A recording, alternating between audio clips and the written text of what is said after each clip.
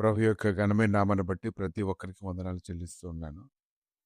దేవుని యొక్క వాక్యం అనేటువంటి వేరు మనలో లోతుగా లేకపోతే, మనం దేవునికి వేరుగా అయిపోతాము. మన ఆలోచన తలంపుల్లో కూడా వేరుగా ఉండడం అనేది ప్రత్యేకంగా ఉన్నామని మనం అనుకుంటూ ఉంటాం కానీ, చివరికి పరిస్థితుల గురించి ఆలోచించేసి చివరికి ఏమవుతుందో తెలుసుకున్నప్పుడు మనం పరిగెడుతూ ఉంటాము. ఆదికాండము 13 అధ్యాయము 1 నుంచి కొన్ని వచనాలు చూసినప్పుడు, అబ్రాహాము తనకు కలిగిన సమస్తమును, తన భార్యను, తనతో కూడా ఉన్న లోతును వెంటబెట్టుకుని ఐగుప్తులో నుండి నెగవునకు వెళ్ళెను. అబ్రాహాము వెండి బంగారము పశువులు కలిగి బహు ధనవంతుడై ఉండెను. అతడు ప్రయాణం చేయుచు దక్షిణము నుండి బేతేలు వరకు అనగా బేతేలునకును హాయికిని మధ్య తన గుడారము మొదట ఉండిన స్థలం వరకు వెళ్ళి తాను మొదట బలిపీఠం కట్టిన చోట చేరెను. అక్కడ అబ్రాహాము యెహోవా నామమున ప్రార్థన చేసెను. అబ్రాహాముకైతే దేవుడి భయం ఉంది. ఆయన మాట చొప్పున సమస్తాన్ని విడిచిపెట్టి అతను పరుగులెత్తాడు. దేవుడు అతన్ని స్థిరపరిచాడు. భూసంబంధంగా చూసుకున్నప్పుడు అతడు మంచి ఆశీర్వాదంలోని స్థిరపరచబడ్డని మనం చూస్తూ ఉన్నాం. 5వ వచనం నుంచి అబ్రహాంతో కూడా వెళ్ళిన లోతుకును గొర్రెలను గుడ్లు గుడారంలో ఉండెను గనుక వారు కలిసి నివసించుటకు ఆ ప్రదేశం చాలకపోయాను. ఎందుకనగా వారి ఆస్తి వారు కలిసి నివసించలేనంత విస్తారమైండెను. అప్పుడు అబ్రాహాము పశువుల కాపరులకును లోతు పశువుల కాపరులకును కలహం పుట్టెను. ఆ కాలమందు కనానీయులు పెరిచీరా దేశంలో కాపురం ఉండిరి. కనుక ఈ గందరగోళం అంతా అబ్రహాం చూసినప్పుడు లోతు హృదయము కుదురుబాట్లు కలిగినటువంటి స్థితి లేదని అతను గ్రహించినప్పుడు అబ్రహాము సమాధానంగా వెళ్ళిపోవని అతను ఆలోచన చేసుకొని, కాబట్టి అబ్రహాము మన బంధువులం గనుక నాకును నీకును నా పశువుల కాపరులకు నీ పశువుల కాపరులకును కలహం ఉండకూడదు. ఈ దేశమంతా నీ ఎదుట ఉన్నది కదా, దయచేసి నన్ను విడిచి వేరుగా నుండుము. నీ ఎడం తట్టునకు వెళ్ళిన ఎడ్ల నేను కుడి తట్టునకు, నేను కుడి తట్టునకు వెళ్ళిన ఎడ్ల నేను ఎడం తట్టునకు వెళ్ళేదని లోతుతో చెప్పగా, లోతు తన కన్నులెత్తి యోర్దాను ప్రాంతం అంతటినీ చూచెను. యెహోవా సొదొమ గొమొర్రా అను పట్టణంలో నాశనం చేయక మునుపు సోయరుకు వచ్చే వరకు అదంతయు యెహోవా తోట వల్ల ఐగుప్తు దేశపు వలెను నీళ్లు పారు దేశమై ఉండెను. కనుక లోతు గురించి కానీ ఈ సమయంలో కానీ ఆలోచన చేసుకున్నట్లయితే అతను ఎలా ఉన్నాడంటే, అ- అబ్రహాం మాటకు ఎదురు చెప్పలేదు కానీ అతడు కూడా హృదయంలోని వేరుగా తన కలిగిన సమృద్ధిని బట్టి అతడు జీవించాలని కోరుకున్నాడు.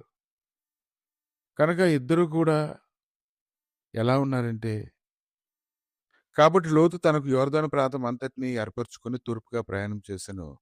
అట్లు వారు ఒకరికొకరు వేరైపోయిరి. అబ్రాము కనాన్లో నివసించెను.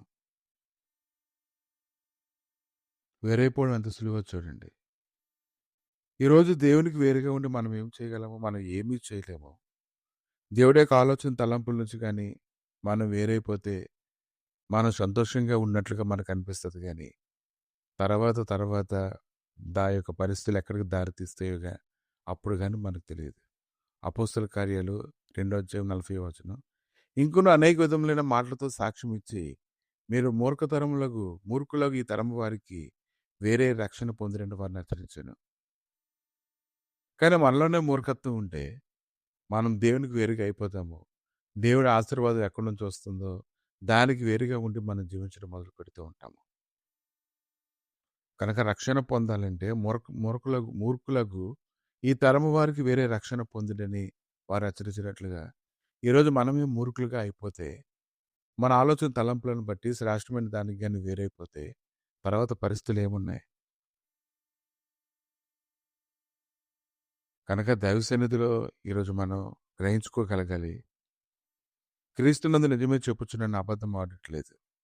మీరు దేనికి వేరైపోయి ఉండాలని కోరుకుంటున్నారో ఈ ఉదయకాలాన్ని మీరు బాగా గ్రహించుకోండి. దేవునికి వేరుగా ఉండి, సేవకునికి వేరుగా ఉండి, మీ హృదయ ఆలోచనలు బట్టి మీరు పరుగులెత్తినట్లయితే అది మీకు ఎంత మాత్రం కూడా క్షేమం అనేది కలిగించదు.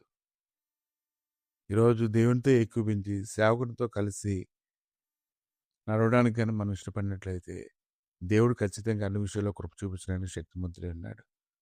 కనుక చేదైనటువంటి వేరు ఎవరి హృదయంలో బలవకున్నట్లుగా కృప దయచేయనట్లుగా దైవ సన్నిధిలో మీరు వేరు పారి నిరంతరము ఫలించేటువంటి ఫలమిచ్చే చెట్టు వల్ల మీరు ఉండాలి. కనుక ఈ ఉదయకాలంలో మీరు ఆలోచించినట్లయితే దుష్టుడి యొక్క ఆలోచన తలంపులన్నింటినీ రోమా 16:20 వచనాల రీతిగా మీరు తొక్కివేసినట్లయితే అది మీకు క్షేమం కలుగుతుంది. గొప్ప నెమ్మదిని, సమాధానాన్ని మీకు కలుగు చేసి అది మీకు బలపరుస్తుంది. ఆమేన్. ప్రభా, ఈ ఉదయకాలాన్ని లోతు తన ఆలోచనలను బట్టి శ్రేష్టమైనది పొందుకోవాలని ఆశతో ప్రభా నాయన నీకు వేరుగా జీవించేటువంటి స్థితిలోకి వెళ్ళిపోయినప్పుడు ప్రభా నీ యొక్క తీర్పు దినాన తండ్రి అతడు తీర్పులో నిలబడవలసిన అవసరం వచ్చింది దేవా.